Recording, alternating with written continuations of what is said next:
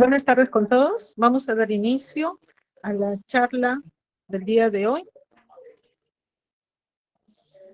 Queremos saber si el ingeniero Valencia se encuentra. ¿El ingeniero?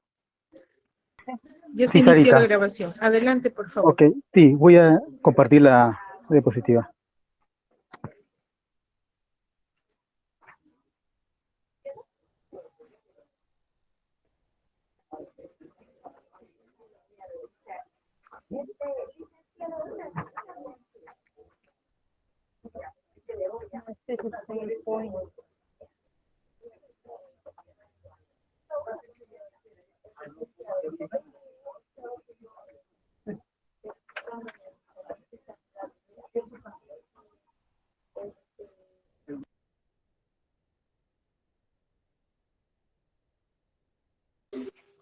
Ingeniero, sí, no lo escuchamos todavía. Sí, ok, Sarita, gracias, Sarita. Bien, gracias. Ante todo, tengan todos muy buenas tardes. Adelante. Que les hable, gracias, Sarita. Ante todo, tengan muy buenas tardes. Les habla el ingeniero Valencia, responsable en este caso de la actividad de pastos, ¿no? En este caso vamos a tratar el tema del día de hoy, factores fundamentales para la producción de forrajes. En primer lugar, quisiera dar la bienvenida en esta charla virtual, saludando en este caso a nombre de la dirección ejecutiva al economista Rogelio Guamaní Carvajal, director ejecutivo. También de igual manera dar la bienvenida en este caso a nombre del ingeniero José Luis Franco Apaza, que es el jefe de la unidad de cadena de valor agrícola y ganadera. De igual manera a nuestro jefe de la unidad de cadena de valor ganadero, el ingeniero Ismael Osco Sigua. Bien, en este caso... Disculpe, perdón, ingeniero, ¿podría compartir en pantalla completa? Estamos viendo solo estamos viendo la PPT, pero no en pantalla completa. Ok, no he podido... Al momento de compartir, sí, al momento de compartir, elija compartir toda la pantalla, no una pestaña. Ok. Entonces voy a tratar de salir nuevamente. Voy a dejar de salir. Ya, adelante. Bien.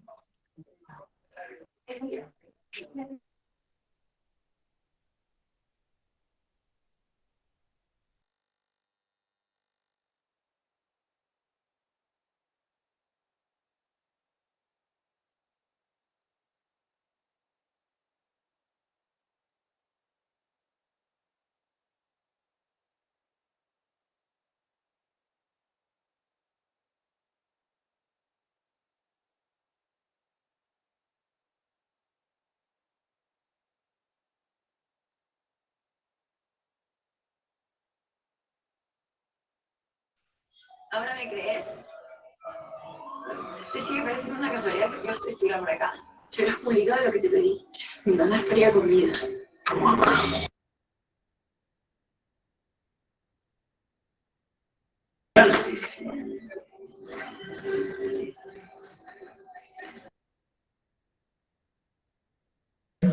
Agradeceremos mantener sus micrófonos apagados para hacer más eficiente este tiempo y poder escuchar sin interrupciones la exposición.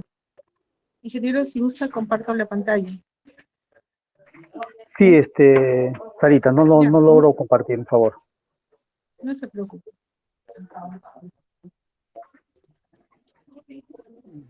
Ya. Lo voy a compartir. Deja de compartir. Bien, adelante. Aló, es mi pantalla, ¿no, Sarita? Es mi pantalla. Ok, voy a... Un ratito.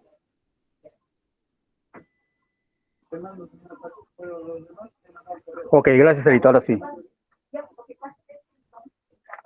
Bien, entonces, el día de hoy vamos a, como decía anteriormente, vamos a tratar de exponer los factores fundamentales para la producción de forrajes.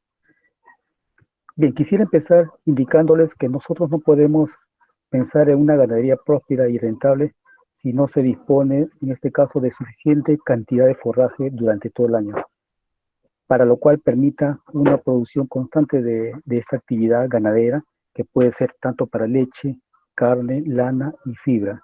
Es en este contexto que la producción de los pastos cultivados es una alternativa viable para cubrir total o parcialmente la alimentación del ganado a través de una producción mayor en cantidad y calidad de forraje.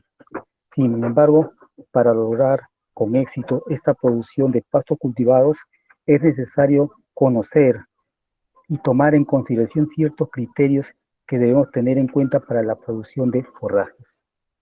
Por favor, en este caso, los aspectos fundamentales que nosotros estamos considerando son de las experiencias que se han llevado a cabo durante casi los 20 años que vengo trabajando en lo que es pastos, ¿no?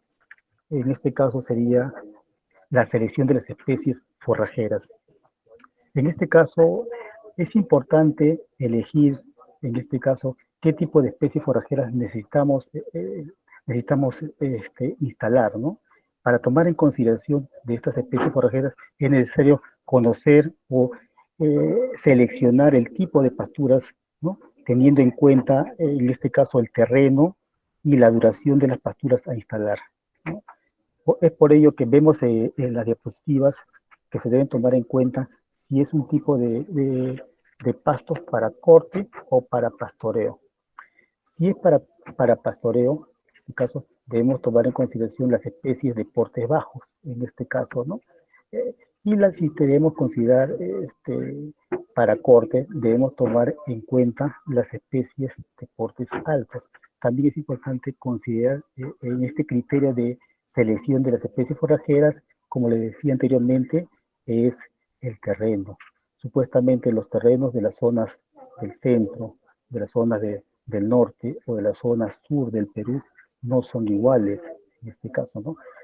Si yo dispongo de áreas de terrenos de mayores disponibilidades, entonces yo recomendaría en este caso instalar un tipo de especies forrajeras para pastoreo, en este caso. Y si dispongo de terrenos, en este caso pequeños, como ocurre o como ha ocurrido en los departamentos, en este caso de las zonas santoandinas de Apurímac, en Moquegua mismo, ¿no?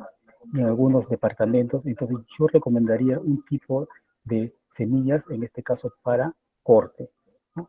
Considerando la disponibilidad de los terrenos.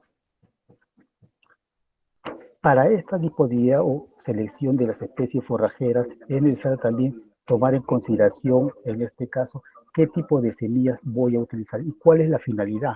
¿Por qué voy a utilizar una mezcla de especies forrajeras, ¿no? En este caso, las mezclas propuestas, ¿no?, de las diferentes asociaciones se tienen en consideración, ¿no?, para mejorar la calidad, en este caso, y cantidad de forraje, obtener un mayor volumen, más de nutrientes, darnos una mayor palatabilidad y la digestibilidad en base al uso apropiado de los nutrientes que se puedan encontrar en el suelo, ¿no? Y su disponibilidad para los animales. En este caso también estas asociaciones que hemos venido recomendando a lo largo de los años, ¿no?, se siguen manteniendo, ¿no? Yo recuerdo que hemos sembrado en los años 2000, en este caso en el año 99, 2000, esta variedad de asociaciones múltiples. Empezamos con esta mezcla de 5 variedades, ¿no? De los reglaces inglés, reglas italiano, Dactylis glomerata, trébol rojo y trébol blanco. Y lo seguimos manteniendo hasta la fecha, ¿no? Yo recuerdo que cuando empezamos nosotros a instalar pastos en el año 98, en este caso, empezamos con estas asociaciones múltiples, de estas 5 variedades, en unas densidades apropiadas, en este caso entre 30 a 35 kilogramos por hectárea, ¿no? Y estas especies se siguen manteniendo. También estamos recomendando no solamente estas asociaciones múltiples de 5 variedades, también estamos recomendando asociaciones múltiples que pueden variar en 6 especies, en este caso semillas. Hemos incorporado en este caso a estas 5 variedades la gestuca, ¿no?, que también es recomendable por su palatabilidad en este caso. También recomendamos otras variedades, en este caso de 4 especies, como en este caso vemos en la diapositiva los reglaces inglés, reglaces italiano, Dactylis glomerata y la alfalfa, pero en este caso estamos considerando a la alfalfa de dormancia 4, en este caso, dada su crecimiento, entonces se considera estas variedades. No solamente estos tipos de 4 asociaciones múltiples se pueden utilizar.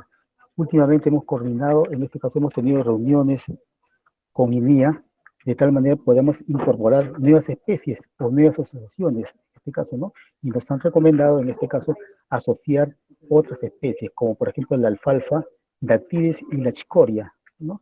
Pero en este caso habría que tomar en consideración que nosotros utilizamos semillas certificadas, ¿no? No tenemos en este caso una ficha técnica, en este caso que nos permita poder tomar en consideración la chicoria, ¿no? Por lo tanto, las nuevas asociaciones que nosotros estamos recomendando, en este caso, recomendamos nosotros las asociaciones de alfalfa dactilis, pero en este caso la incorporación de la chicoria viene a estar dada en este caso por el productor, ¿no? Esto es lo que se está tomando en consideración de las experiencias que se tienen del proyecto de Nueva Zelanda, en este caso cuyos resultados se han visto con buenos, en este caso, rendimientos productivos, ¿no? Por hectárea. Por favor, la siguiente diapositiva. Si nosotros queremos utilizar semillas, en este caso de especies para corte, de igual manera tenemos, en este caso, diferentes variedades, ¿no?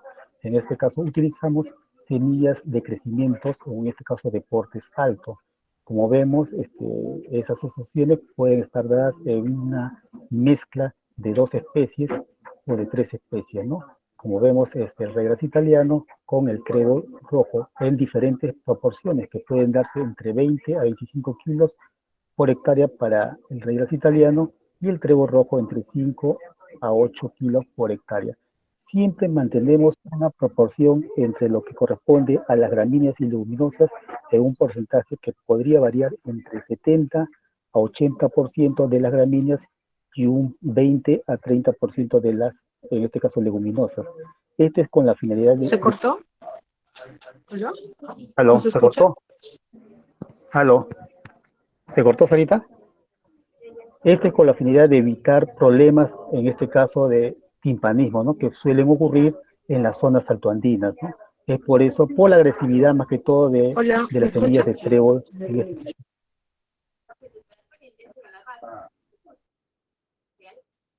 Sí, se escucha, ¿no? Sí se escucha, ¿no? No ha Sí se pasado escucha, nada. Sí se escucha. Ok, gracias. Entonces les indicaba que estas especies de asociaciones múltiples nos permiten mejorar, en este caso, el incremento productivo y los nutrientes, ¿no? También hemos visto la factibilidad de poder hacer mezclas para cortes, en este caso de la alfalfa y regras italiano. En este caso, la variedad de alfalfa que utilizamos para esta mezcla. No se ve la presentación, ingeniero. Ok, gracias. Sarita.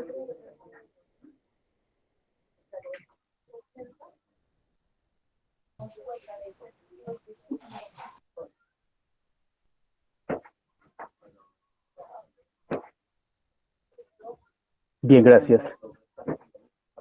Entonces les indicaba que en esta mezcla de 2 especies que utilizamos para cortes, recomendamos en diferentes variedades, en este caso la alfalfa y el regras italiano.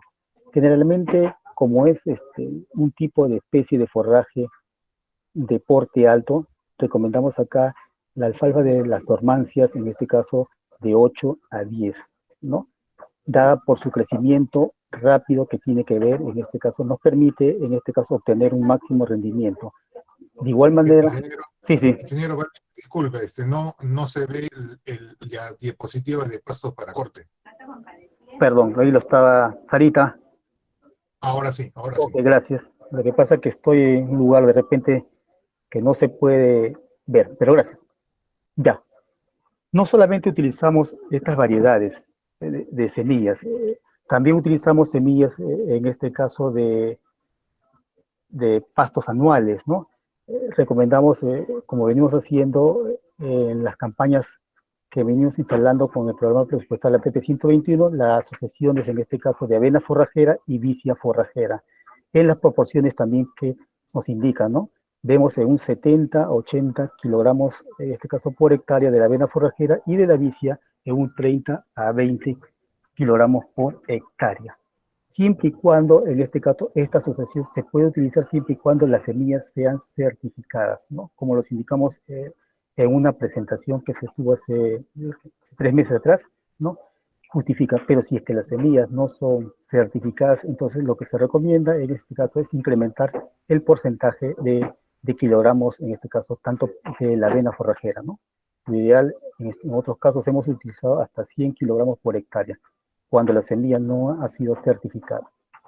Ahora, si queremos utilizar semillas puras, en este caso para corte, recomendamos las semillas de alfalfa en una proporción, en este caso, dependiendo del tipo de siembra que se realiza, que puede ser a voleo o en líneas, en porcentajes, en este caso, en densidades de 35 o 40 kilos, y cuando es en línea, entre 20 a 25 kilogramos por hectárea. Por favor, la siguiente diapositiva. Otro factor, por favor, la siguiente diapositiva. Otro factor importante que tiene que ver con la producción de forraje son las condiciones ambientales. En algunos aspectos no se toman en consideración esta parte ambiental, ¿no? Lo dejamos de lado, pero es un factor importante en las cuales debemos tomar en consideración. ¿Qué consideramos en las condiciones ambientales? En este caso, consideramos el suelo. El suelo es importante porque constituye todas las reservas de nutrientes que se pueden encontrar en el suelo, ¿no? Que favorece el crecimiento de las pasturas. Dentro de este suelo es importante conocer el color del suelo, la textura del suelo y la profundidad. Inicialmente, para poder conocer el color del suelo, podemos ver en esta diapositiva que los colores oscuros son importantes, que nos indican ¿qué cosa? La presencia de materia orgánica, presencia de mayor cantidad de nitrógeno. Por lo tanto, se podría indicar que son suelos productivos. Los colores, en este caso rojizos, como vemos en la diapositiva, o colores medio amarillentos, ¿no? Indican, en este caso, están asociadas con la aireación del suelo o con un buen drenaje interno del suelo, ¿no?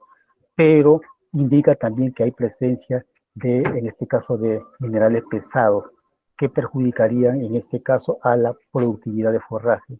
La experiencia que he tenido en estos casos, he podido sembrar en algunos lugares, ¿no? En lugares, por ejemplo, cercanos a los ríos, debido a que los productores no disponían de terrenos, en este caso, de grandes extensiones, y nos llevaba a los lugares cercanos a los ríos, ¿no?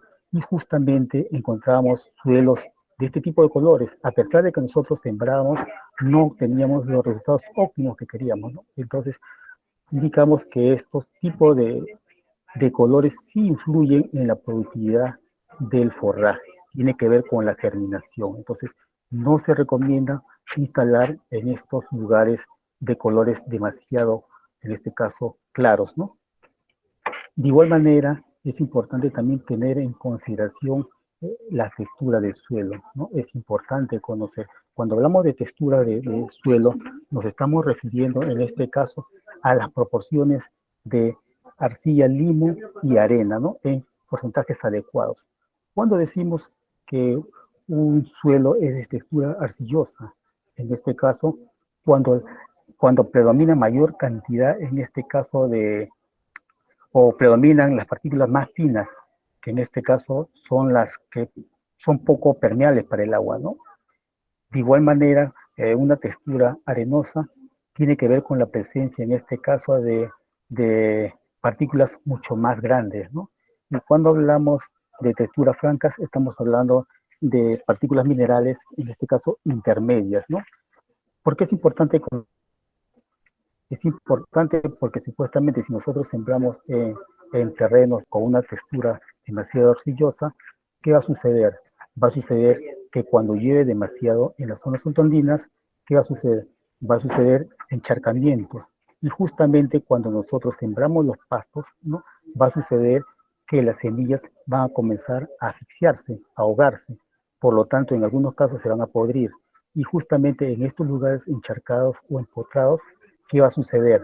En este caso, que no va a haber, en este caso, presencias de coberturas de pastos, ¿no?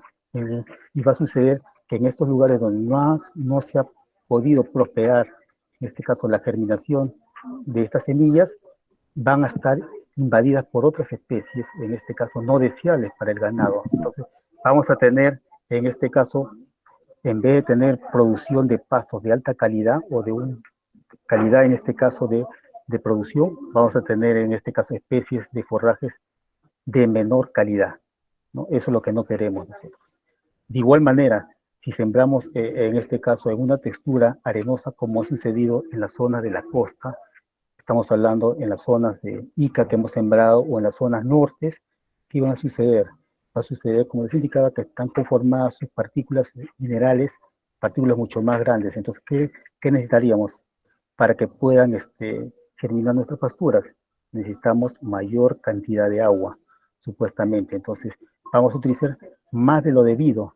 Por lo tanto, si queremos nosotros obtener una buena producción, tendríamos que regar constantemente, ¿no? Ustedes saben que el agua es escaso en los diferentes lugares, entonces no es adecuado instalar en este tipo de textura. Lo ideal sería en un intermedio, supuestamente, en una textura supuestamente media sería lo ideal, ¿no? Ni muy grande, ni muy alta, ni muy pequeña. Entonces, una textura compuesta por partículas minerales intermedias sería lo ideal, que permita en este caso retener en menor cantidad el agua y también permitiría filtrar o permitir la permeabilidad del agua, ¿no? En este caso para poder ser aprovechados por las raíces y poder germinar. Es igual que vemos en este caso en la presentación, una textura franca sería el lugar. De igual manera, otro factor importante para el suelo vendría a ser la profundidad. La profundidad del suelo es importante. Si bien es cierto, esto va a depender bastante del tipo de semilla de pasto que vamos a instalar. Todos conocemos que las alfalfas son semillas que entran en un periodo de dormancia y para que puedan entrar en un periodo de dormancia requieren en este caso de mayor profundidad, en este caso de mayor profundidad del suelo, ya que tienen raíces incluso que pueden llegar a más de 50 centímetros, ¿no? Como se ha visto. Entonces, para poder lograr su penetración, entonces, la profundidad es importante. O en algunos casos, si ustedes siembran variedades como las ryegrasses, en este caso la profundidad del suelo no es muy importante, porque estas semillas tienen, en este caso, semillas no muy profundas. Entonces no requieren de una mayor profundidad. Entonces eso también va a depender, en este caso, la profundidad del suelo, del tipo de semillas que se van a instalar, ¿no? Y por último, es importante también conocer la acidez del suelo. Supuestamente, todas estas variedades de semillas que hemos mencionado, de estas asociaciones, nos van a permitir, en este caso, instalar en condiciones supuestamente en las cuales el suelo se encuentra en una condición neutra. Estamos hablando entre un pH entre 5.5 a 6.5, pero sabemos todos que en las zonas altoandinas nunca se encuentra este tipo de suelos. Generalmente los suelos son ligeramente alcalinos, en algunos casos ácidos, ¿no? Y pocos son suelos con pHs en condiciones adecuadas. Es por eso que se utilizan este tipo de asociaciones múltiples, en las cuales, si es cierto, no todas las variedades de semillas van a prosperar bajo estas condiciones, ¿no? Lo ideal sería que germinen a un 100%, pero sí pueden germinar en un 80, 85%, hasta 90%, dadas las condiciones del suelo, ¿no? Ya que todos los suelos no tienen la misma condición que requeramos, ¿no? Por lo tanto, es necesario hacer esta medición del pH, pero como estamos en las zonas de alturas, en este caso zonas altoandinas, es un poco difícil hacer o realizar, en este caso, el análisis de suelo, ¿no? Pero para eso vamos a tomar en consideración los aspectos que les he indicado. Por el tipo de color del suelo, podemos justificar en este caso que sí se puede sembrar en lugares donde el color del suelo sea oscuro, ¿no? De igual manera en la textura del suelo, ¿no? Una textura que permita tener una textura intermedia, ¿no? Y suelos profundos. Entonces, si no contamos con el análisis de suelo, sí podemos tomar en consideración los aspectos que le estoy indicando. Bien, la siguiente diapositiva, por favor.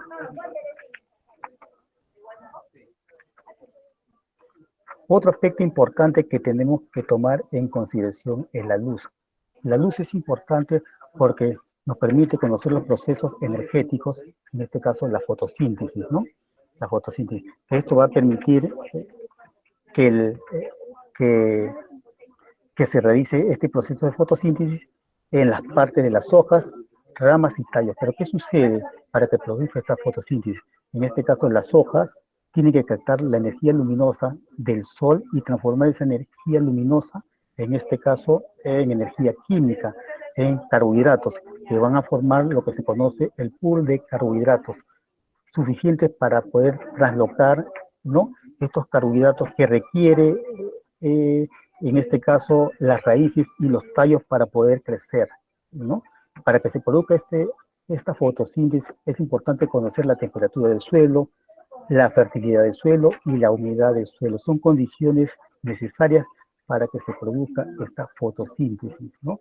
Y con ello, en este caso, tomar esta reserva de carbohidratos que van directamente a la raíz. Una vez que la semilla ha podido germinar y ha podido salir las primeras raíces, supuestamente todos estos carbohidratos que lo tienen acumulado van a ser dispuestas a la raíz. Una vez que la raíz ha podido, en este caso, absorber los nutrientes, en este caso nutrientes y carbohidratos necesarios, se van a traslocar, en este caso, a las partes altas de las hojas y tallos, produciéndose el crecimiento respectivo, en este caso, de las plántulas, ¿no? Bien, la siguiente diapositiva, por favor.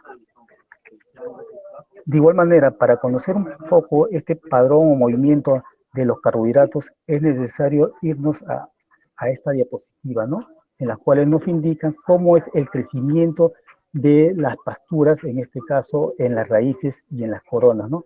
Como vemos en esta diapositiva, a medida que va creciendo, en este caso, el forraje, saliendo las primeras hojas, la cantidad de carbohidratos es alto, ¿no? Dado un punto dado en las cuales cuando aparecen las primeras 4 hojitas, el nivel de carbohidratos también va disminuyendo. ¿Por qué? Porque las reservas de nutrientes o este pool de carbohidratos, como les indicaba, han traslocado de la raíz hacia el tallo y las hojas. Es por eso que el nivel es muy bajo. Y si en este lugar, en esta parte, se pastorea a los animales, ¿qué va a suceder? Va a suceder que más adelante supuestamente van a tender a desaparecer, en este caso, las semillas, ¿no? Y es lo que no queremos. A medida que la producción de forraje se va incrementando, ¿no?, el periodo fenológico del cultivo va desarrollándose más, ¿no? Va a llegar un momento dado, en este caso, a la maduración de la semilla, en las cuales las reservas de carbohidratos todavía no han llegado a su máxima expresión, pero sí la producción de forraje sí ha llegado a su máxima expresión y comienzan a descender hasta que hasta que se produzca la dispersión de las semillas, ¿no?, a un 100%. Entonces, ¿qué va a suceder? Que el pool de carbohidratos o la reserva de carbohidratos van a tender a disminuir, ¿no? De igual manera, la producción de forraje también disminuye, ¿no? Bien, la siguiente diapositiva, Sarita. Otro aspecto importante a tomar en consideración para la producción de forrajes es importante conocer las temperaturas, ¿no? En este caso, la temperatura es importante porque nos permite, en este caso, obtener el máximo crecimiento. ¿Cuál es la temperatura óptima que debe tener un pasto o un forraje para poder desarrollarse o crecer en buenas condiciones? Hay temperaturas máximas, en este caso, o temperaturas mínimas en las cuales el crecimiento es 0, ¿no? Supuestamente, no crece la semilla. Por debajo de 0 grados, en este caso, el pasto ya no crece, deja de crecer tanto en su crecimiento radicular como en su crecimiento de tallos y hojas. Eso es como sucede, en este caso, en las zonas altoandinas. Entonces, lo ideal, hay un rango, un umbral de temperaturas que van entre los 5 a 8 grados centígrados hasta un máximo que puede llegar hasta 40, 45 grados centígrados, ¿no? Y un promedio óptimo de crecimiento, estamos hablando entre los 28, 30 grados centígrados, ¿no? Es lo ideal para que supuestamente la semilla, en este caso, pueda crecer, ¿no?, en las condiciones adecuadas. Por encima de ese rango, el crecimiento ya es mucho más lento, ¿no? Les indicaba que justamente hice un trabajo de investigación en las zonas de Junín, también lo hice en Cerro de Pasco, en las cuales pude evaluar el crecimiento diario de los pastos cultivados, ¿no? En este caso se hizo las evaluaciones en las zonas, en este caso de periodos de veranillo, de verano, en los meses estamos hablando de julio, junio, julio, agosto, y se hizo una evaluación también en los meses de épocas de lluvia, ¿no?, en las cuales se pudo comprobar cuánto era el crecimiento diario, en este caso de los forrajes, ¿no?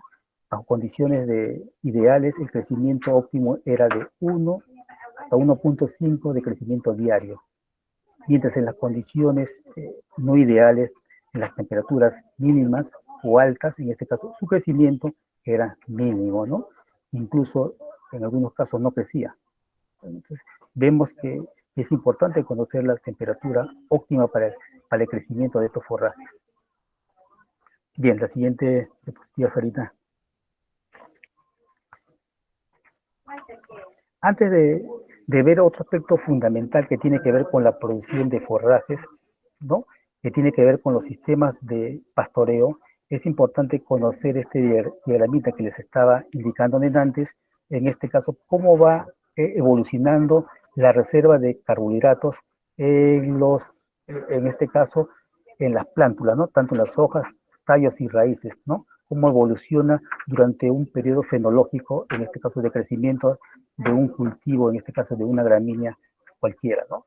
En este caso, a medida que supuestamente salen las primeras hojas, su crecimiento de reservas nutricionales, en este caso carbohidratos, es mucho mayor. A medida que va evolucionando el crecimiento, en este caso de esta pastura o esta gramínea, de igual manera va disminuyendo los nutrientes, pero su rendimiento productivo se va incrementando, ¿no? Dado hasta lo que se llama el inicio del macollamiento y formación de semillas. La reserva de carbohidratos es mayor, ¿no? Pero ¿qué sucede en lo que nos interesa a nosotros para pastorear o no pastorear, ¿no? Supuestamente cuando hay menores reservas de nutrientes, supuestamente es peligroso para poder pastorear, ¿no? Supuestamente no va a haber reservas nutricionales, digo, reservas de carbohidratos, por lo tanto no va a haber traslocación de estos carbohidratos hacia las raíces, hojas o tallos. Entonces, ¿qué va a suceder si es que nosotros pastoreamos? Si pastoreamos en estos momentos en los cuales la reserva de estos carbohidratos es bajo, ¿qué va a suceder? Va a suceder que el rebrote, en este caso, el crecimiento de la nueva semilla, del nuevo pasto, va a ser mucho más lento, ¿no? Y si las condiciones fotosintéticas no son las adecuadas, en este caso, el forraje no va a crecer. Se va a dañar, por lo tanto, va a tender a desaparecer, va a estar débil y va a ser invadida de repente por otras especies no deseables que van a desplazar, en este caso, a este cultivo principal, ya que van a competir por los nutrientes, en este caso, que se encuentran en el suelo, ¿no? Y lo desplazan y comienzan a desaparecer.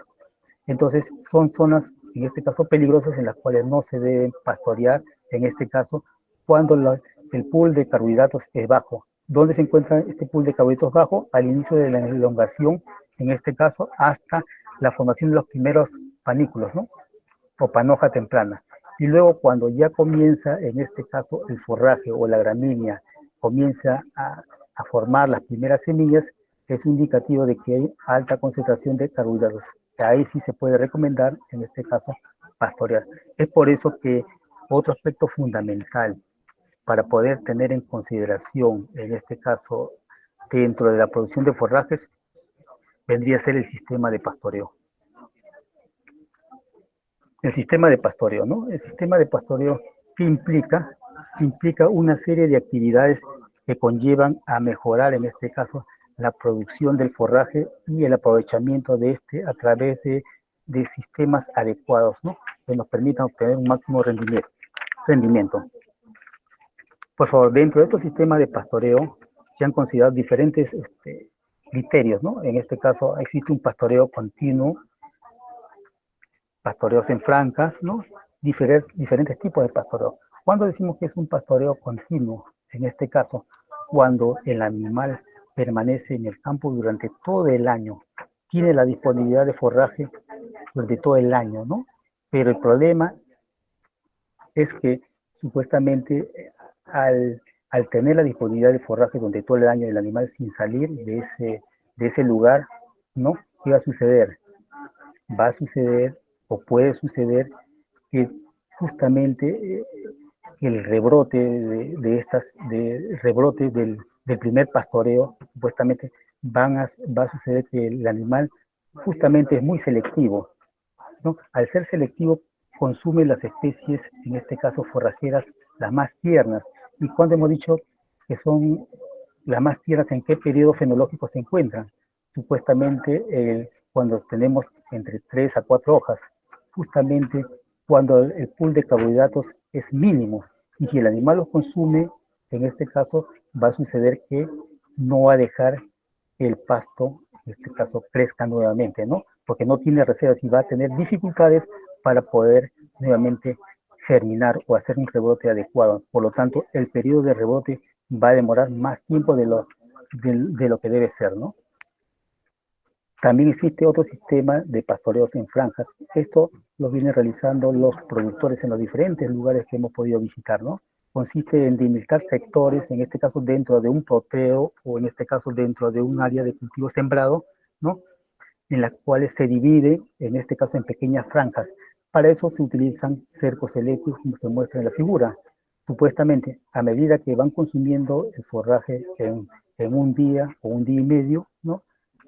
En este caso, no existe una selección de forrajes, supuestamente porque está delimitado por una franja, en este caso, una franja de manejo de cercos. Entonces, acá el animal no va a ser selectivo, entonces consume lo que está a su disponibilidad, ¿no? Entonces, acá no va a haber, en este caso, pisoteo de los forrajes, ¿no? El animal consume lo que necesita, que a medida que va consumiendo en forma pareja, ¿no? Se va incrementando, en este caso, las franjas, se va corriendo a mayor distancia, ¿no? Por lo tanto, el máximo tiempo que puede permanecer en esta franja va a depender, en este caso, del área que se disponga de terreno necesario para poder mantener una cantidad adecuada de animales, ¿no? Por lo menos hemos calculado entre 1 a un día y medio, ¿no? De igual manera tenemos otro tipo de sistemas de pastoreo. En este caso tenemos el conocido de un pastoreo diferido, ¿no? En este caso también se divide a estas canchas, o en este caso áreas de pastos sembrados en dos pasturas, ¿no? Se divide en dos canchas, en las cuales se difiere un área o un lugar de pastoreo, ¿no? En las cuales se pastorea en los meses adecuados, dependiendo del año que nos encontremos, que puede ser primavera-verano, se pastorea y se difiere el otro año, ¿no? Supuestamente, en este mismo periodo, primavera-verano, puede pastorearse un potrero que se ha dividido en dos áreas, ¿no? Se pastorea estos primeros meses y luego se deja de pastorear. Nuevamente se retoma en los meses de otoño, invierno. Si este terreno se ha dividido, nuevamente se podría pastorear y el otro área no pastorear. El siguiente año, el área que ha sido pastoreado ya no se pastorea, ¿no? Y así sucesivamente, se va difiriendo una cancha o un potrero de pastos cultivados, ¿no? Durante un tiempo determinado, con la finalidad de que estos potreros o estas áreas cultivadas puedan recuperar su potencial productivo, ¿no? En este caso el forraje. Bien, la siguiente diapositiva. También tenemos periodos cortos, en este caso de duración, ¿no? En las cuales acá se utilizan mayor cantidad de animales, ¿no? En periodos, en este caso, mucho más cortos, ¿no? Y se deja descansar, en este caso, el área sembrada, ¿no? Por mayor tiempo. La finalidad de este sistema de pastoreo es, en este caso, poder controlar las especies un poco indeseables, ¿no? Que puedan aparecer o que puedan venir con las semillas, ¿no? Esto ha sucedido. Justamente yo he sembrado muchas veces en campo, los productores han venido y se han quejado por la presencia de muchas especies que supuestamente no deberían estar presentes en las semillas, ¿no? Y han estado presentes. Entonces, una manera de poder evitar este crecimiento de estas especies no deseables es incrementando una mayor cantidad, en este caso, de animales, de vacunos, en un menor tiempo, ¿no? Y con un periodo de descanso, en este caso de mayor tiempo prolongado, para tratar de que estos pastos puedan recuperarse, ¿no? En un tiempo adecuado. De igual manera tenemos un pastoreo rotacional, ¿no? En este caso consiste en subdividir el terreno en áreas más o menos iguales, donde el ganado es movido de un lugar a otro, ¿no? Tal como se puede apreciar en la diapositiva, ¿no? En esta gráfica. Supuestamente tenemos un área de área sembrada de cultivos de forraje, en las cuales se han dividido en 15 pequeñas parcelitas de tamaños iguales, en este caso, ¿no? Y se tiene en consideración 4 vacas, entre 3 a 4 vacas, ¿no? En las cuales, dependiendo del área y del consumo de animal, se tiene en este caso rotando al animal de un lugar a otro, ¿no? En un tiempo prudencial. Y esto, como decía, va a depender de la cantidad de disponibilidad de área que pueda mantener, en este caso, a los animales, ¿no? Y también va a depender del consumo diario que tenga, ¿no? Este forraje. Para eso también se les indicó en unas charlas anteriores cómo debería ser en este caso el aprovechamiento del forraje, ¿no? En cuanto al consumo por animal. Por último, tenemos también otro factor importante a tomar en consideración, vendría a ser el manejo de malezas y el método de control. Esto es importante tener en consideración. A veces lo dejamos de lado, no tomamos en consideración, ¿no? Porque pensamos que las malezas pueden desaparecer por sí solos. No. Ustedes saben que el productor, para poder instalar pasturas, en este caso pastos cultivados, requiere de una inversión de que cuesta desde la preparación del terreno, en este caso, ¿no? Hasta la siembra, hasta la adquisición de semilla, es un costo que debe ser justificado, en este caso, para la alimentación de su ganado. Y si es que ellos no hacen una adecuada preparación, supuestamente al final, en vez de instalar pastos, vamos a tener en este caso instalado malezas. Eso es lo que no queremos. La inversión en este caso va a ser de pérdida para el productor. Es por eso que debemos tomar en consideración el manejo de las malezas. Entonces, el cuarto factor determinante en este manejo integral de las malezas es importante tener en consideración para la producción de forraje en cantidad y calidad. Si queremos clasificar a las malezas, en este caso, habría que clasificarlas de acuerdo a su ciclo de vida o de acuerdo a su morfología. Cuando hablamos de sus ciclos de vida, es igual que los pastos cultivados. Hay malezas que son de vidas anuales, bianuales y perennes, ¿no? Tal como vemos acá en estas pequeñas fotos, en las cuales cuando hablamos de especies anuales, no sé si ustedes han podido conocer o han podido ver los rabanitos, en este caso, ¿no? Es una especie anual, bianual, ¿no? Digo, anual, ¿no? También vemos a la avena silvestre. Hay diferentes tipos de especies indeseables que siempre vienen, en este caso, con las semillas, ¿no? O pueden ser traídos también, en este caso, por los mismos animales. Hay también especies de malezas bianuales, ¿no? Tal como vemos acá en la diapositiva, el geranio, ¿no? Que compiten con las especies forrajeras, ya que son de hojas anchas, y ¿qué sucede? Que le van a dar sombra a los cultivos forrajeros, por lo tanto no van a realizar el proceso de fotosíntesis, por lo tanto su productividad, o en este caso su crecimiento, va a estar limitado. De igual manera se pueden clasificar a las malezas por su morfología de hojas anchas y hojas finas, ¿no? Hojas anchas son los dicotiledones en este caso, y hojas finas monocotiledones, ¿no? Estamos hablando también de en base a sus raíces, ¿no? Raíces en este caso fasciculares y raíces en este caso pivotantes. Bien, la siguiente diapositiva, por favor. Entonces, ¿cómo hacemos para poder prever esta invasión de malezas, ¿no? Que supuestamente vienen invadiendo a los pastos cultivados? Entonces, una forma de poder controlar serían las medidas preventivas. En este caso, ¿cómo prevenimos? A través de, en este caso, el uso de estiércoles composteados. ¿Qué quiere decir? Una buena preparación de los estiércoles. Tuve la suerte de poder, en este caso, capacitarme en otro país, y pude ver cómo era la preparación de los estiércoles, ¿no? Supuestamente tenían un proceso, no como lo realizamos acá en las zonas altoandinas, ¿no? Eran a través de pozas de aguas, las cuales se incorporaba este estiércol y se preparaba, ¿no? Justamente para evitar esta contaminación que pueda traer otras semillas indeseables dentro de este estiércol. Por eso es que requiere una buena preparación. También evitar el libre pastoreo, en este caso de animales. Hay animales que pueden ingresar de los vecinos, pero ¿qué pasa en sus pelos, en sus lanas o en sus mismas patas? Se vienen impregnando, en este caso, otras semillas o otras especies indeseables. Entonces, cuando entran al cultivo principal, en este caso al cultivo de pastoreo, van a traer consigo especies indeseables. Y esta especie indeseable, supuestamente, al, al encontrar las condiciones favorables como son luz, agua, humedad, prospera y va a competir por los nutrientes, en este caso con el cultivo principal, ¿no? Y al final lo va a desplazar. También debemos tomar en consideración como medidas preventivas la limpieza de las maquinarias, supuestamente, al hacer las preparaciones de los suelos, del volteo, ¿no? Supuestamente, estas maquinarias vienen siendo, en este caso, preparadas en otros lugares, en campos de los vecinos. ¿Qué sucede?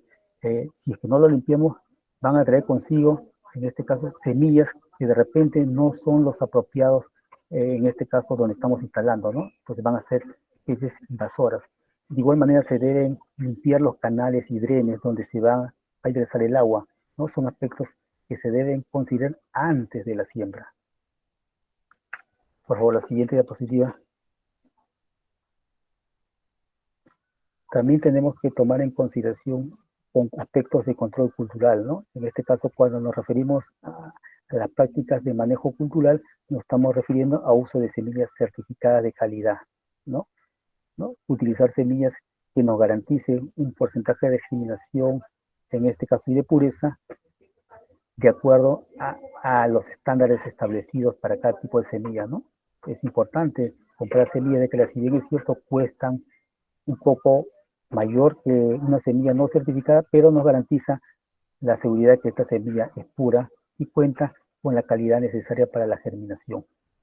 De igual manera debemos considerar la fecha de siembra, ¿no? Cuándo se realizan las siembras, en este caso de los pastos cultivados, ¿no?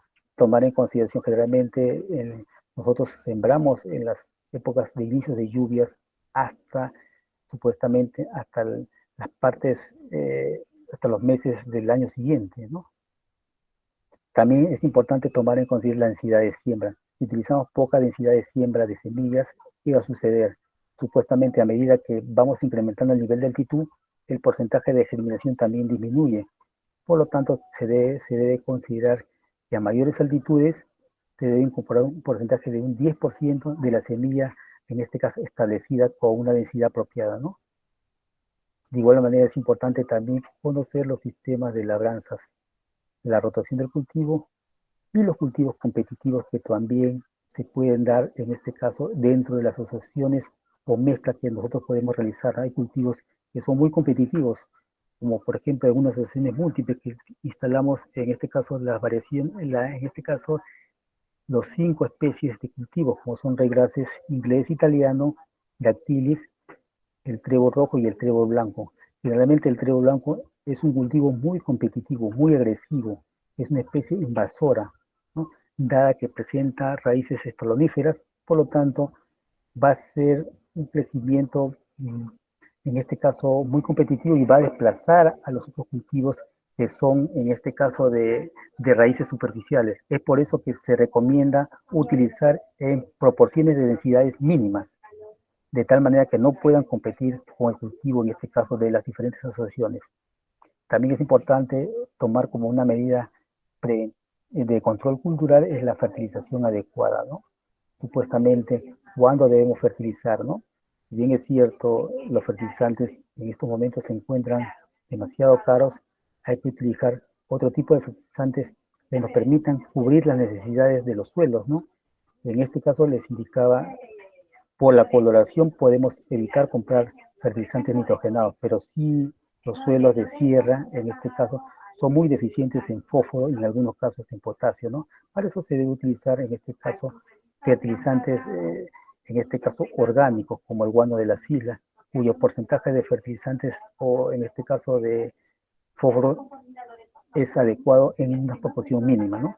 De igual manera se pueden utilizar, en este caso, otro tipo de abonos orgánicos, ¿no? Evitando el uso de fertilizantes sintéticos. Por favor, siguiente diapositiva. Otro tipo también de control de estas malezas es el físico. el fuego es un método de control, pero en este caso se utilizaría este tipo de control de métodos físicos siempre y cuando dispongamos de unas grandes extensiones de terreno. Justamente cuando estaba yo trabajando en la Sai Tupac Amaru, Pachacayo, antes de instalar los pastos, como eran praderas naturales, en este caso utilizábamos la quema, ¿no? Pero antes de utilizar la quema, si no teníamos un control adecuado de la quema, supuestamente, se nos iba demasiado y justamente que quemamos, en este caso, grandes extensiones de terreno, ¿no? Por no tener las medidas adecuadas. En este caso, para poder hacer la quema, se deben considerar muchos aspectos importantes, como son la velocidad del viento, la temperatura, la humedad, ¿no? De tal manera que se debe quemar en formas apropiadas, hacer también una especie de cerco, en este caso, ¿no? A través del uso de maquinarias agrícolas, de tal manera que evitemos que el fuego nos pase de un campo a otro, ¿no? Eso se debe tomar en consideración para aplicar este tipo o este método físico, ¿no? Que es de gran importancia, pero no importante, ¿no? El siguiente, por favor. También tenemos otro tipo de control de esta maleza, ¿no? Puede utilizarse de manera manual, siempre y cuando se tenga, en este caso, pequeñas extensiones de terreno. Se puede utilizar el método manual, ¿no? Pero cuando tenemos ya extensiones de terrenos de siembra de pastos cultivados con presencia de malezas grandes, ya no podemos utilizar este tipo de métodos, ya que involucraría mayor mano de obra, mayor presupuesto, ¿no? Por el siguiente. También tenemos otro tipo de control mecánico, ¿no? Justamente se utiliza en este caso la maquinaria agrícola, ¿no? Generalmente en las zonas altoandinas, cuando he estado en campo, justamente yo conversaba con los productores y les recomendaba, por favor, mecánico, la siguiente diapositiva, Sarita. Les recomendaba el volteo a través de maquinarias agrícolas, el volteo en los meses en este caso de junio, julio, con la finalidad de que la variación de las temperaturas, en este caso, pueda eliminar las malezas, ¿no? Generalmente volteamos en esos meses, hacíamos el primer volteo con la finalidad de que las bajas temperaturas podrían, en este caso, mermar o, en este caso, destruir a las malezas, ¿no? Y ya en los meses de noviembre ya se puede sembrar. Entonces, se podría aplicar este método. Por favor, el siguiente. Controles químicos también son importantes. En este caso, el uso de controles químicos para la eliminación de malezas es importante siempre y cuando se considere o se tenga en consideración un tipo en este caso, un tipo de control químico, ¿no? Para eso se consideran varios aspectos importantes. Por favor, la siguiente diapositiva, Sarita. Por la época de aplicación, podría ser un tipo de herbicida preemergente o postemergente. Eso va a depender, en este caso, de qué es lo que queremos realizar, ¿no? Cuando aplicamos preemergente, un herbicida antes de germinar y emergen las malezas o antes de sembrar el cultivo. Generalmente se aplica eso. Si vemos que el campo, en este caso de siembra, donde se van a instalar los pastos cultivados, han sido invadidas antes de sembrar por especies invasoras, en este caso, malezas, no siempre van a quedar dispuestas algunos residuos, ya que las malezas presentan raíces profundas y al jalar siempre van a quedar pequeños residuos y con la germinación, en este caso con la siembra de los pastos, no solamente van a germinar los pastos cultivados, también van a germinar las malezas, dadas las condiciones, por eso que se debe aplicar este tipo de herbicidas.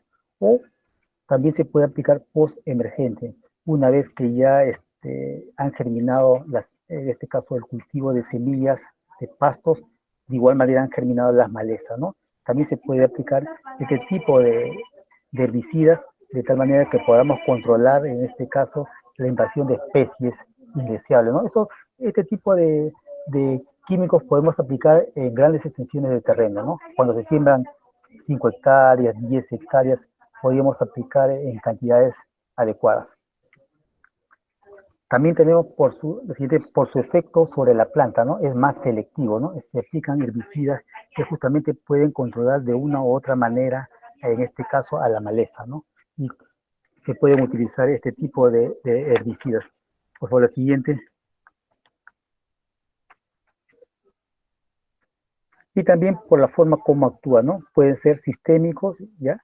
De tal manera que este tipo de químicos tiene un carácter hormonal, que al aplicarse a las plantas son absorbidas a través de los vasos conductores, ¿no?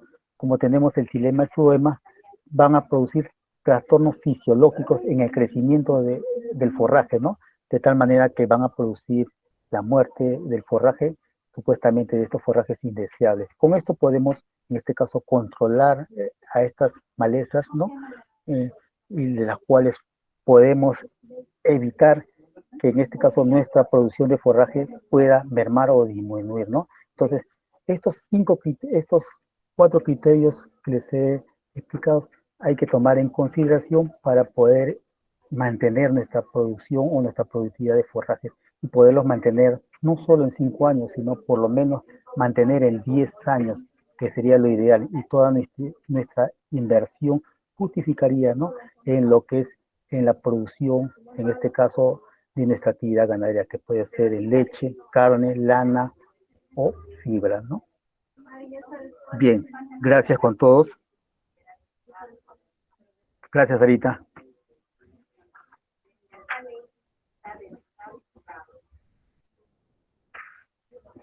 Bien, gracias, ingeniero. Gracias a todos.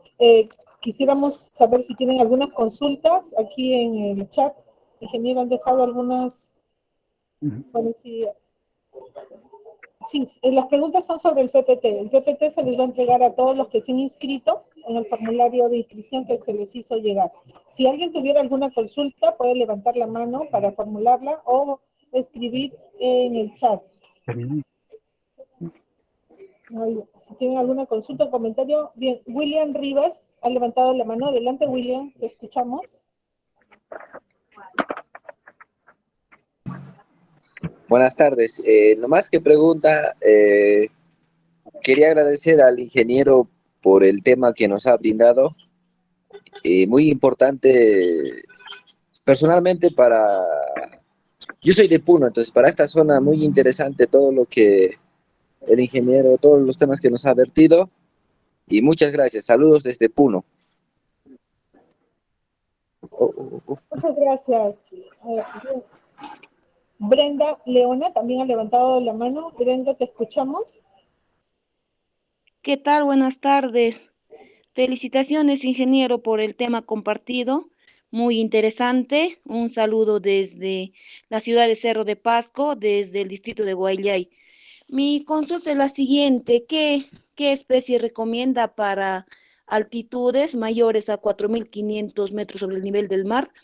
Ya estamos trabajando varias campañas con el programa de agrorural y los pastos sí se desarrollan, pero no llegan a un óptimo. Por decir, le comento lo que es la avena, no llega a los 50 centímetros, están en 20, 30 centímetros.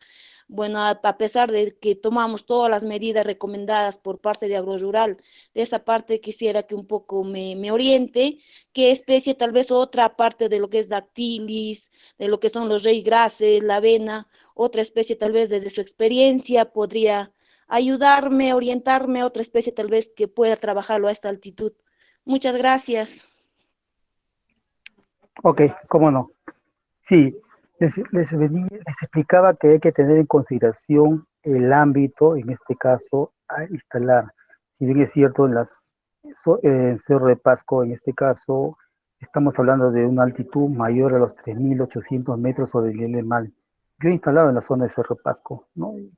Hemos instalado pasto en el año 2007, instalé allá en la zona de Pasco. Conozco toda esta zona porque instalamos ahí un corredor lácteo llamado la meseta de Bombón Alto Guayaga, ¿no? Instalamos justamente con la finalidad de incentivar la actividad ganadera. Se propuso instalar pastos, en este caso, ¿no?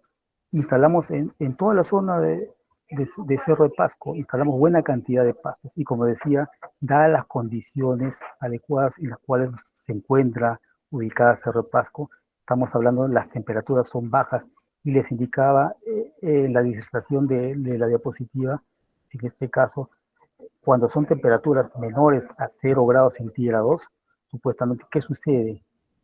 El forraje deja de crecer, deja de desarrollar sus raíces, su crecimiento es nulo, pero cuando las temperaturas se encuentran en un mínimo entre 5 a 8 grados, supuestamente el crecimiento es mucho más lento. Pero en los meses donde se inician las lluvias, justamente su crecimiento puede ser óptimo en este caso, ¿no?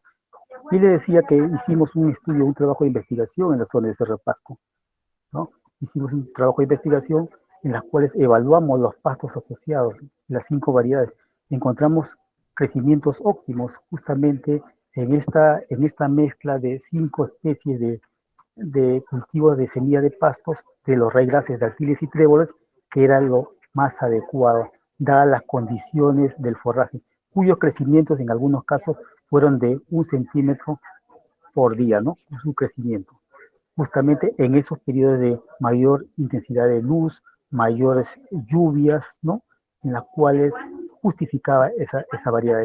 Ahora, si instalamos en este caso pastos anuales, como indica la avena, vamos a encontrar ciertas dificultades, justamente porque la avena se debe sembrar en periodos con inicio de lluvias y da los últimos tiempos, en este caso fenológicos, el periodo de lluvias no es continuo, generalmente entran en periodos de veranillo, por lo tanto su crecimiento va a ser muy inadecuado, ¿no? A pesar de nosotros haber instalado en la zona de Junín pastos asociados, avena forrajera, hemos aplicado en este caso abonos foliares a las hojas, el rendimiento no han sido óptimos, justamente han sido de 50 centímetros. Lo que hemos hecho es a ese nivel de altitud, los 50 centímetros, hemos cortado y hemos aprovechado el rebrote para el pastoreo del animal. Entonces, lo ideal sería utilizar o seguir aprovechando estos pastos asociados, pero en las variedades, en este caso, adecuadas, ¿no? Hay variedades de raigrases, dátiles y trébol, ¿no? Hay que utilizar la semilla correcta para esos ámbitos. Gracias. Ingeniero, tenemos preguntas en el chat antes de darle paso a quienes han levantado la mano. La primera dice, ¿por qué sugiere la festuca por su palatabilidad si justamente esta especie se caracteriza por su rápida linificación? Claro. Generalmente hemos hecho estudios justamente con INIA, hicimos una evaluación, ¿no? Cuyo crecimiento es mucho más rápido. Es por eso que yo les decía a ustedes que podemos utilizar esta asociación para pastoreo, ¿no? Pastoreo, exactamente para aprovechar el crecimiento de regras, en este caso italiano, y la festuca, cuyos crecimientos son mucho más rápidos, mientras que las otras variedades de semillas, en este caso regras inglés, el dactilis y los tréboles, son de crecimiento mucho más lento, demoran más tiempo en crecer. Es por eso que debemos aprovechar, en este caso, la festuca por su crecimiento, ¿no? Evitar, en este caso, como les indicaba, dentro de su periodo fenológico es mucho más rápido, por lo tanto van a semillar o van a disminuir sus reservas de carbohidratos cuando llega a la floración, ¿no? Se debe evitar eso, es por eso que se utiliza en esas asociaciones. Bien, gracias, ingeniero. Hay otra pregunta. Cuando el forraje tiene 4 o 5 hojas, ¿contiene menos carbohidratos, pero más proteína? ¿Es cierto eso? Bien, no tanto. Les indicaba justamente cuando tiene 4 hojas, en este caso las reservas recién se vienen incrementando. Por lo tanto, a pesar de que el pasto está tierno, las reservas de carbohidratos es mínimo, menor cantidad, pero sí tiene mayor cantidad de proteínas. Es antagónico. ¿Qué pasa si pastoreamos a ese nivel? Justamente la translocación de carbohidratos que van a producirse de las hojas hacia la raíz y tallo va a ser mínima. Por lo tanto, si se pastorea en esos 4 hojas, ¿no? Va a suceder que el rebrote, en este caso, del cultivo, una vez consumida por el animal, va a ser mucho más lento. Por lo tanto, si nosotros aprovechamos un periodo de corte o de pastoreo normal de 60 días, justamente en el rebote ya no vamos a utilizar esos 60 días y vamos a utilizar por lo menos mayor tiempo de recuperación de estos pastos, ¿no? Se puede utilizar 90 días, por lo tanto el número de cortes van a disminuir. Muchas gracias, ingeniero. Alex García, ¿puede abrir su micrófono? Ha levantado la mano. Adelante, Alex. Muchas gracias, muy buenas tardes. Un saludo a los organizadores y también al ponente. Tengo dos consultas que se me salen de la ponencia. Una básicamente, ¿no? Nos está hablando de variedades ingleses, ¿no? Pues yo hablo desde Cajamarca a una altitud aproximada de 3.600 metros, ¿no? ¿Qué variedades de ingleses han tenido experiencias exitosas en cuanto a cantidad y calidad de forraje? Y que se puedan adaptar a estas zonas, ¿no? Eso es por un lado. Por otro lado, también un poco disipar mis dudas en cuanto al número de hojas que deberíamos realizar el pastoreo. Porque he encontrado alguna literatura que nos recomiendan, ¿no? Que el pastoreo de los raygrases debería hacerse a 3 hojas. Justamente porque la capacidad de producción de hojas de estos raygrases son 3. Porque se empieza a emerger una cuarta, pero a causa de la primera hoja empieza a senecer. Entonces, por ahí quisiera un poquito que se me clarifique este tema. Muchas gracias, ingeniero. ¿Cómo no? Sí, justamente esto de las 3 hojas es lo que recomienda el proyecto de Nueva Zelanda, ¿no?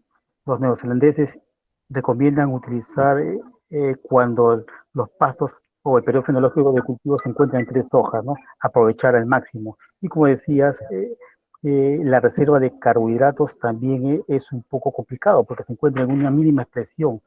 Justamente ahí está la contradicción, ¿no? Como le decía, si lo podemos consumir a 3 hojas, ¿no? Se corre el riesgo de que el rebrote de estos carbohidratos van a demorar mucho más tiempo en recuperarse, ¿no? Entonces, tendríamos que considerar eso, ver el óptimo o lo ideal que sería, ¿no? Yo he podido ver con el proyecto de Nueva Zelanda, el consumo en este caso ha sido a 3 hojas.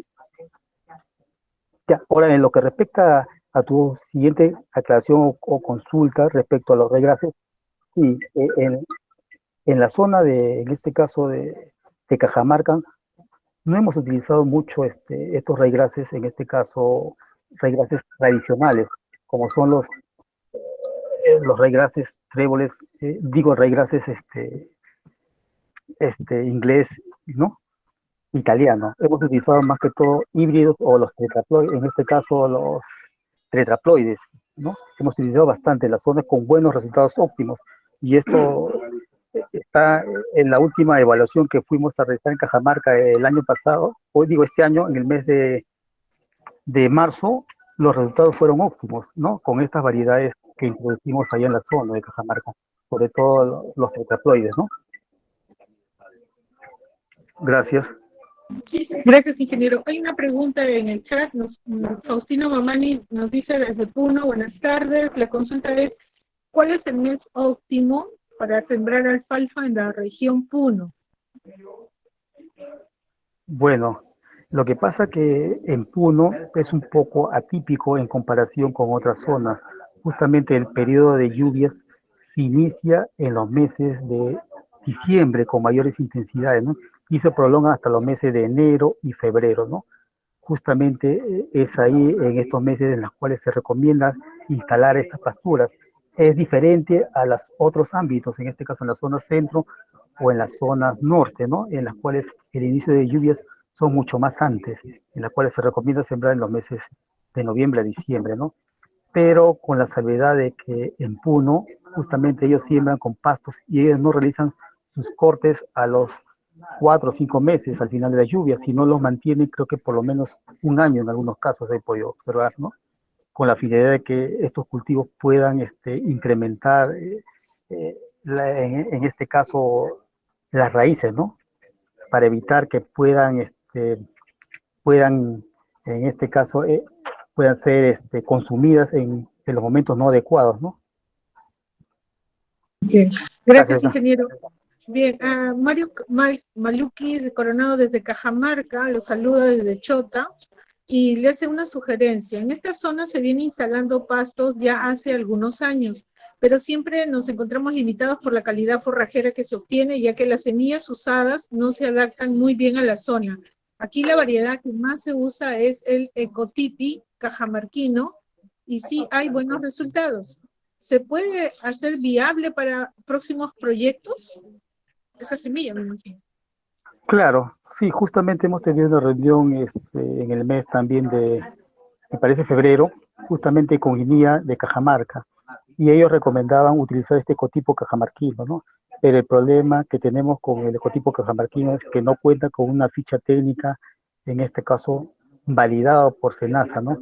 En este caso, para nosotros, para poder adquirir este tipo de semillas, necesitamos contar con fichas técnicas que puedan ser validadas, en este caso por el órgano encargado en semillas, que viene a ser SENASA.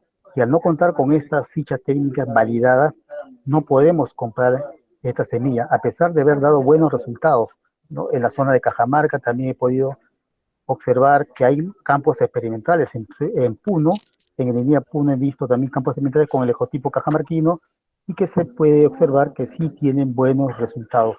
Pero el problema es que no contamos con esta ficha aprobada para poder comprar en cantidades y también la demanda que podamos encontrar en este caso no es la apropiada, no es la cantidad que nosotros requerimos, ¿no? Es muy limitado.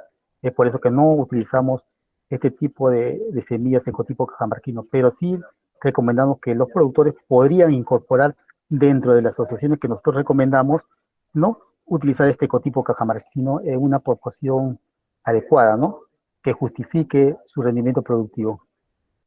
Gracias. Gracias, ingeniero. Sí, siempre hay limitaciones pues, en el Estado. Siempre tenemos las limitaciones de las normativas, ¿no? Si no se cumplen las normativas, es complicado. Julio Candelario ha levantado la mano. Adelante, Julio, por favor, ¿puedes abrir tu micrófono? Buenas tardes. Agradecer por la organización del curso y también saludar acá al ingeniero Jaime. Tengo 3 interrogantes, ¿ya? Tengo entendido que la Dirección General de Ganadería está ejecutando, ¿no? Instalación de pastos a través de Agrorural a nivel nacional. En ese sentido, yo quisiera preguntar si es que ya tienen una base de datos, porque ya, como ya han instalado en varios años, ¿no? ¿Qué variedades se adaptan en cada zona, ¿no? Y que esta información esté disponible para el pequeño y mediano productor, en vista que los productores realmente desconocen, ¿no? De estas variedades y solamente recurren a lo que tienen a nivel local, siendo estas semillas de baja calidad y muchas veces son engañados, ¿no? Por otro lado, la siguiente pregunta sería sobre el tema del tipo de suelo, ¿no? Yo creo que, como indicó el ponente, ¿no? Varía de una zona a otra, ¿no? ¿Cómo podemos conocer, ¿no? Las características físico-químicas, ¿no? Y el pH también, ¿no? Porque el productor de a pie no lo tiene esos instrumentos, ¿no? Entonces yo creo que debería haber una mayor articulación entre la institución, que es la más indicada, creo que tiene en diferentes lugares sus agencias, y de repente dar una asistencia, ¿no? Más directa al pequeño productor, ¿no? Y bueno, eso serían mis 2 interrogantes, ingeniero Jaime. Muchos saludos acá del Cusco. Gracias, amigo Julio. Después de tiempo te vuelvo a encontrar, Julio. Bien, sí, en cuanto a tu consulta, si bien es cierto, nosotros como Rural venimos ejecutando, en este caso, el programa presupuestal PP 121 que tiene que ver con pastos, ¿no? Nosotros sembramos en el marco del Plan Nacional de Desarrollo Ganadero, que está estipulado desde 2017 al 2027, cuya finalidad es, en este caso, incrementar la oferta de forrajes para poder disminuir, en este caso, la brecha que existe a nivel nacional de hectáreas, en este caso de pasturas naturales, ¿no? Hay una brecha en la cual queremos cerrar esa brecha al año 2027. Para eso se viene instalando, en este caso, año tras año, de acuerdo, en este caso, a la disponibilidad de terreno que puedan, en este caso, puedan ser validados por los especialistas de las diferentes unidades zonales, ¿no? Para ello, los gobiernos locales, ¿no? A través de sus autoridades, son las que solicitan en este caso la siembra de pasturas, a la unidad zonal.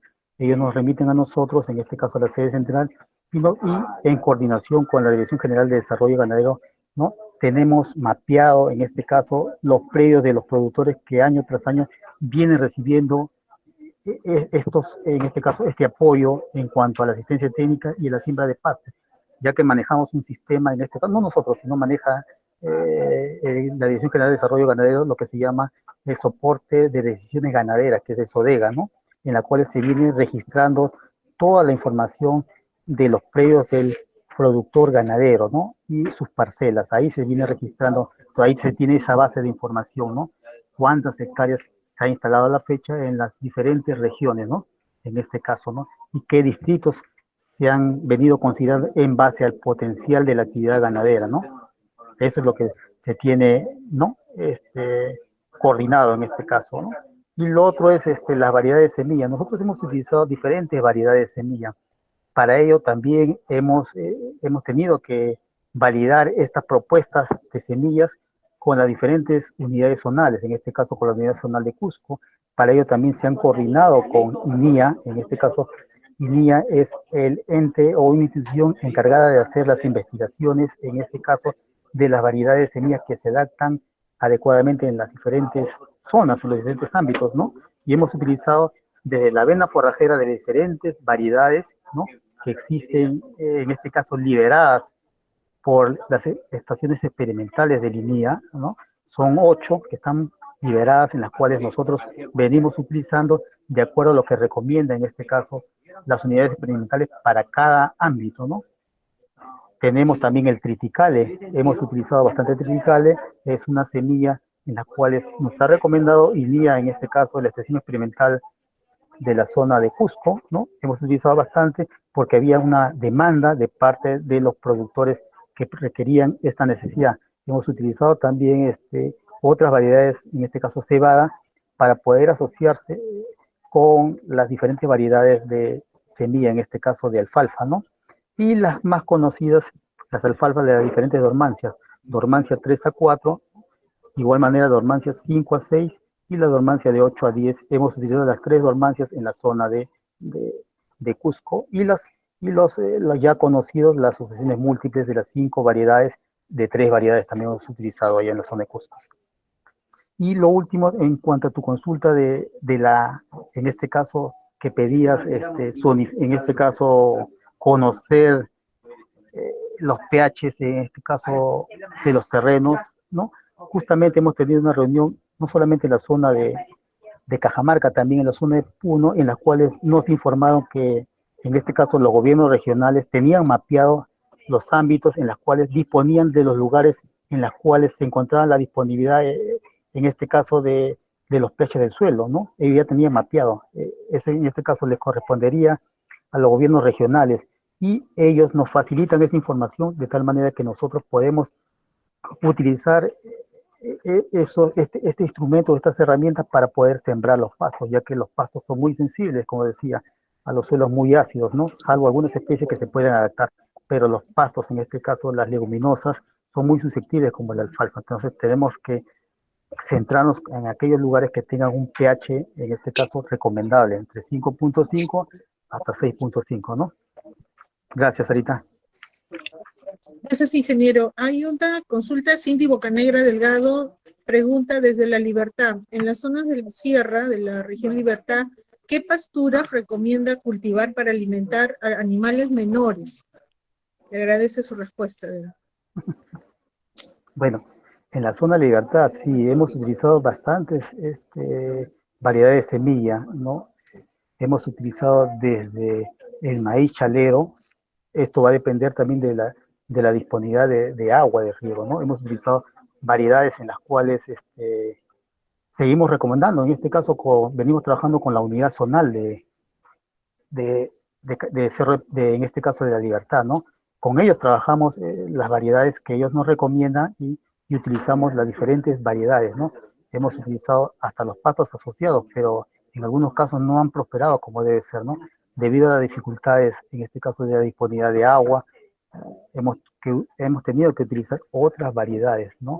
No recuerdo ahorita las variedades, les diría qué tal variedad, pero sí hemos trabajado con diferentes variedades, desde la alfalfa que no han dado buenos resultados hasta el maíz chalero. Creo que el maíz chalero, dadas las condiciones en la zona donde se encontraba, han dado buenos resultados, ¿no? De repente les podría verificar en mi data, ¿no? En la zona de La Libertad sí hemos tenido dificultades, de igual manera en la zona de la zona norte, más que todo hemos tenido dificultades con las diferentes variedades, pero les podía de repente poner a disponibilidad de las variedades que estamos recomendando en la zona de La Libertad. Gracias, Rita. Bien, ingeniero. Pedro Rivera ha levantado la mano. Ingeniero, solamente una pregunta de Mario Malaquí de Coronado de Cajamarca. Él decía que en las fichas que usted mencionó sobre la semilla se describe la variedad y se indica que no es certificada, pero con mayor razón, ¿no? Si no es certificada, no puede formar parte del proyecto. Sí, O eso si les hemos... permiten comprar. No. Justamente hemos tenido una reunión en Cajamarca, hemos conversado con INIA, ellos también recomendaban utilizar el ecotipo cajamarquino, ¿no? Pero dadas las condiciones que no disponían de esta ficha, en este caso era un poco inviable poder adquirir esta variedad de semillas recomendadas, en este caso en la zona de Cajamarca, ¿no? Y al final nos indicaron que teníamos la razón, ¿no? Y tanto el volumen también, no hay una disponibilidad en La cantidad que disponibilidad nosotros de cantidad, claro. Ingeniero, le cedemos la palabra a Pedro Rivera Sea. Por favor, puede abrir su micrófono, y luego Elizabeth Mujía. Sí, ingeniero, quería hacerle una consulta. Yo soy ganadero y, bueno, nosotros hemos instalado alfalfa en un campo que ha estado pues con bastante quicuyo. Y la verdad es que es un problema para la alfalfa porque el quicuyo rápidamente comienza a crecer, etcétera. Y de acuerdo a las experiencias que ustedes tienen, me decían, lo mejor que se puede hacer es asociar la alfalfa con ryegrass italiano o ryegrass inglés. Si usted me pudiera ayudar, alguna de las variedades estas, sea del italiano o del inglés, o qué otras experiencias hay para afrontar en buen término la situación invasiva del quicuyo, que es problemático para los que queremos instalar pasturas bajo riego. Gracias. Claro, señor, pero sí, el quicuyo justamente es una especie de pastos cultivados que se introdujo en la época de los años 60, ¿no? Se trajo, el sector agrario lo trajo, ¿no? De las zonas de África. Y dadas las condiciones encontradas en las zonas altoandinas, encontraron unas condiciones favorables para poder desarrollarse, ¿no? Y se convirtió en una especie indeseable, ¿no? Justamente por la profundidad de las raíces que tiene. Y en este caso compite con el cultivo principal, ¿no? En los nutrientes, en agua, luz, y lo desplaza, ¿no? Esto se puede controlar de diferentes maneras, ¿no? De repente podemos hacer uso, de repente no de la alfalfa, podemos utilizar de otras especies, de una asociación, pues se puede utilizar, en este caso, buscar otra especie que pueda ser agresiva y que pueda competir con este quicuyo, ¿no? Tendríamos que ver el campo, si bien es cierto, si el campo ya está supuestamente invadida en un 50% o más, ya es un terreno muy complicado poder recuperar. Entonces, lo ideal sería, tendría que voltear el terreno, ¿no? Siempre y cuando tendríamos que tomar en consideración la siembra que ustedes han utilizado, qué tiempo tiene de permanencia, ¿no? Si justifica o no justifica.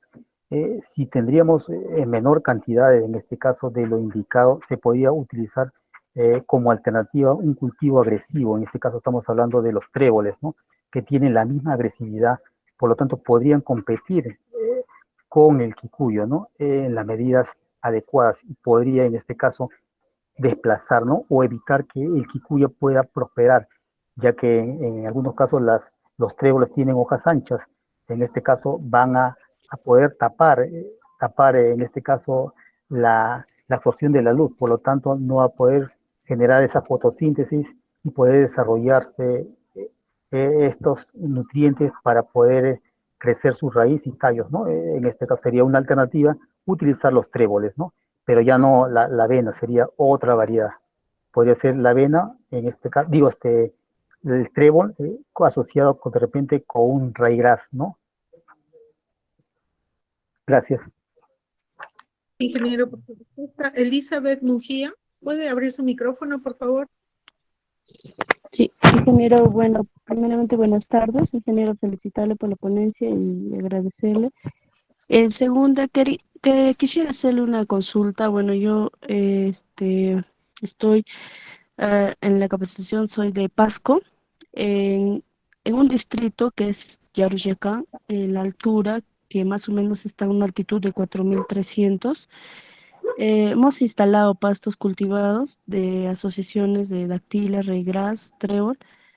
Bueno, para eso realizamos un análisis de suelo, pero así de manera superficial, ¿no? Para solo determinar el pH, pero de alguna forma no hemos tenido el resultado de producción, ¿no? No sé, probablemente haya sido el tipo de manejo o probablemente ha sido el tipo de semilla, pero también se realizó la evaluación de germinación de la semilla. Hemos obtenido buen porcentaje, pero el rendimiento ha sido no ha sido lo óptimo. Entonces, lo que yo le quería pedir, que usted tuvo unas experiencias acá en Cerro de Pasco, mencionaba, ¿qué variedades de semilla es lo que usted instaló, no? Como yo le mencioné, nosotros instalamos asociado, tanto las gramíneas como leguminosas, y hemos tenido dificultades en el rendimiento. Eso le quería hacer una consulta. Y otro percance que tuvimos en el tema de manejo de los ichus, pues realizando la quema. Al siguiente paso es que al pastoreo los animales eran más infestados, ¿no? Con parásitos. ¿Cómo se podría hacer para poder controlar eso? Gracias, ingeniero. Ok, gracias. Alicia, sí, justamente te iba a hacer la consulta, el análisis de suelo que tuvieron allá en la zona de Pasco, ¿cuánto fue el resultado?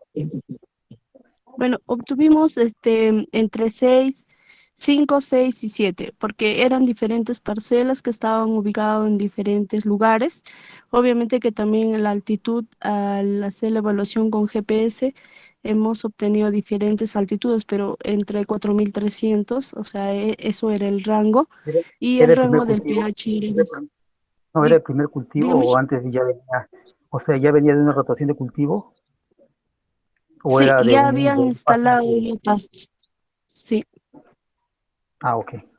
Bien, entonces, tomando en consideración lo que indicas, lo que manifiestas, ¿no? En tu comentario, habría que tomar en consideración de repente, dada la semilla de pasto que son tan pequeñas, supuestamente, requieren de una buena preparación del suelo, una buena munición.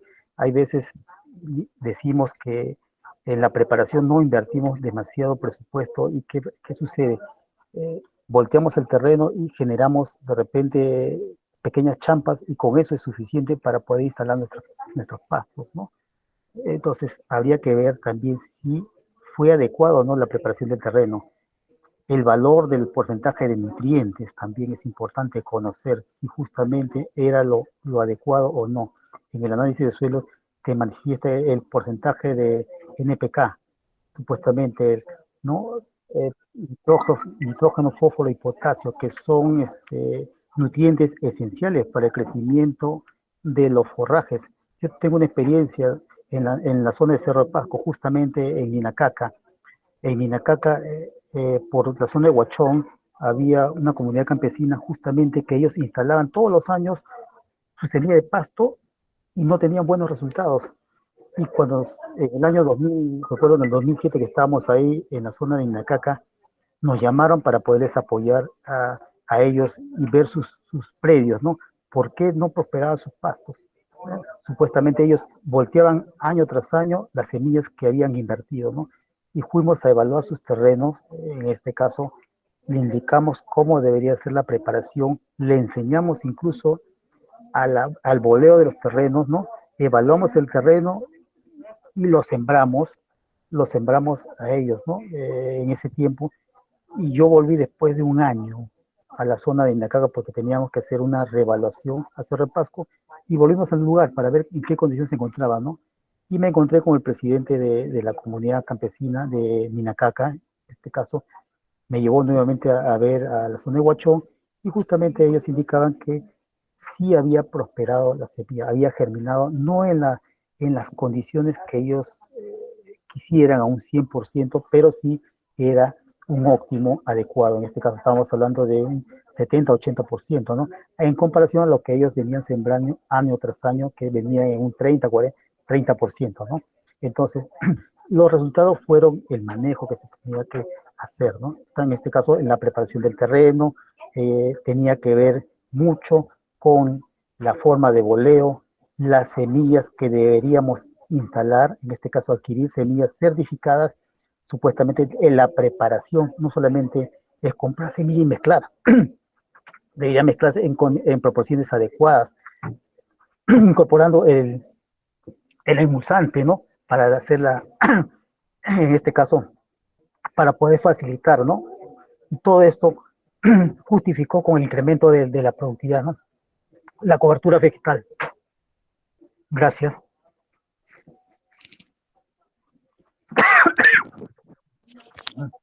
Gracias, ingeniero. Bueno, tenemos Acá tenemos. preguntas en el chat. ¿Me escucha? Sí, ya no tenemos más preguntas en el chat. No sé Acá si de alguien mi más casa. desea Acá de- hacer algún comentario o pregunta. Si no, vamos a cerrar ya la grabación. Agradecemos su disposición, ingeniero. Gracias por la ponencia, gracias por la atención a todas las consultas. Y no sé si le dejamos para sus palabras finales de despedida. Sí, cómo no. Sí, cómo no, Sarita. Sí, gracias a todos los oyentes, participantes, en este caso de diferentes unidades zonales, especialistas y técnicos, en este caso, y a los productores ganaderos, haber escuchado esta ponencia, esta disertación, es algo novedoso, no es lo tradicional, ¿no? Que debemos tomar en consideración para poder, en este caso, obtener resultados óptimos en la producción de forraje, ¿no? Bien, gracias, Sarita, y hasta luego con todos.